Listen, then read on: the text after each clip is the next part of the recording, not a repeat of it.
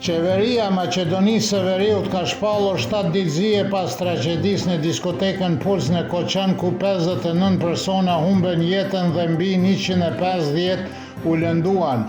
Kryeministri Hristijan Mickovski apeloi që të mos përhatmen dezinformata për numrin e viktimave dhe autoritetet tashmë po kontrollojnë dokumentacionin e të gjithë objekteve hotelierike në Maqedoninë e Veriut. Një hetim i shkon zjarrit duke vazhduar dhe deri me tani janë marrë në pyetje 20 persona, 3 për cilëve janë arrestuar, përfshirë edhe ish-ministrin e ekonomisë Kreshnik Bekteshi. Dje në Koçan është mbajtur një protestë dhe me atë rast është rënuar kafeneja pronarit e diskotekës, ku ka shpërthyer zjarri dhe para kësaj kanë dhënë dorëheqje kryetari i komunës së Koçanit, Ljupço Papazov. Serbia ka shpallur ditën e sotme ditëzie në shenjë solidariteti dhe dhimbshmërie me qytetarët e Maqedonisë së Veriut. Ministri i Jashtëm Marko Gjurić nënshkroi librin e ngushëllimeve në ambasadën e Maqedonisë së Veriut në Beograd dhe flamoi të ulën në gjysmë në të gjitha komunitetet serbe në Kosovë. Në shenjë solidariteti, flamujt janë në gjysmë para institucioneve që funksionojnë në sistemin e Republikës së Serbisë, Mitrovisën e Veriut, Graçanisë dhe Leposavić.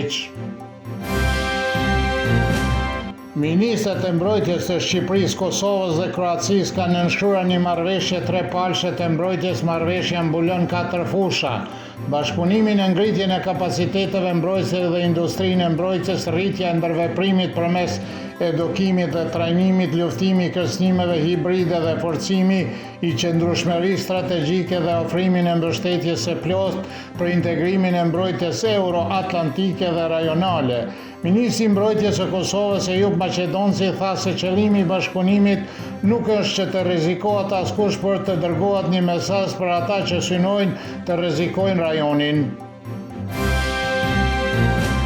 I dërguari special i Bashkimit Evropian për dialogun e mes Kosovës dhe Serbisë, Peter Sorensen, ka vizituar sot vendkalimin në Brnjak dhe ka thënë se edhe pse është bërë shumë, ka ende shumë punë për të bërë.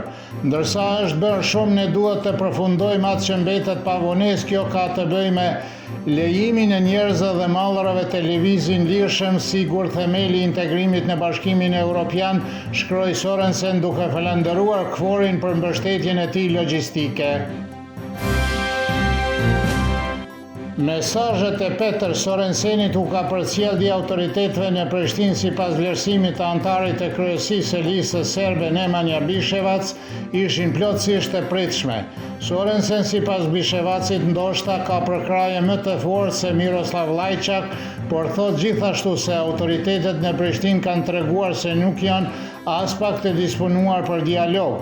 Koordinatori i Konventës Nacionale për kapitullin 35, Dragisha Mijačić, vlerëson se Sorensen ka marrë një drejtim të njëjtë që ka pas Miroslav Lajçak dhe se dje është përgjigjur shumë diplomatike në pyetjet lidhur me funksionimin e institucioneve serbe. Duke komentuar deklaratën e Peter Sorensenit se dialogu ka të bëjë me kompromise, analisti Milazim Krasniqi thekson se plani franko-gjerman dhe aneksi i Ohrit nuk janë kompromis, por kapitullim para presionit ndërkombëtar. Luka Jovanović, profesor në Fakultetin Filozofik në Mitrovicën e Veriut, tha për Sputnik se nëse i dërguari i ri i Bashkimit Evropian Peter Sorensen zgjodhi qëllimisht 17 marsin si datën e vizitës së tij të parë në Kosovë në pozicionin e tij të ri, ky është një mesazh nga Brukseli që nuk sjell mirë serbëve. Gazetari Ben Andoni beson se Sorensen dëshiron të blejë kohë në lidhje me Kosovën sepse ende nuk janë formuar institucionet, ndërsa dëshiron të testojë Serbinë. Beogradi dhe Prishtina duhet të ecin përpara dhe të respektojnë qytetarët që duan të jetojnë më mirë, tha Andoni. Baba ish presidentit të Kosovës, Hashim Thaçit, Haxhi Thaçi, është varrosur në varrezët në fshatin Buroje të komunës së Skenderajt. Organizata veteranëve të UÇK-s ka bërë të ditur se gjykata speciale në Hag ka refuzuar që Hashim Thaçi të merr pjesë në varrimin e babait të tij, ndërsa ministrja e drejtësisë së Kosovës, Albolena Haxhiu, ka deklaruar se do t'i shkruajë kryetares së gjykatës për vendimin të cilin mësoi nga mediat. Zëdhënësi i gjykatës Michael Doyle ka deklaruar mëngjesin e sotëm se në Hag nuk është pranuar asnjë kërkesë dhe se për këtë nuk ka asnjë vendim gjyqësor, ndërsa kryetari i Partisë Demokratike të Kosovës Memli Krasniqi ka thënë se vendimi i gjykatës së Hagës për të mos lejuar Hashim Thaqin të merr pjesë në varrimin e babait të tij është i paarsyeshëm dhe i papranueshëm. Moti në Serbi mëngjesin e së mërkurës do të jetë i thjellë dhe shumë i ftohtë me ngrica, gjatë ditës do të jetë me diell dhe i freskët për këtë periudhë të vitit. Era dobet me drejtime të ndryshme, temperatura mëngjesit do të jetë nga -8 deri në 2, kurse në malet më të larta dhe në Peshter do të jetë edhe -10, kurse ajo maksimale ditore do të jetë nga 6 deri në 12 gradë Celsius.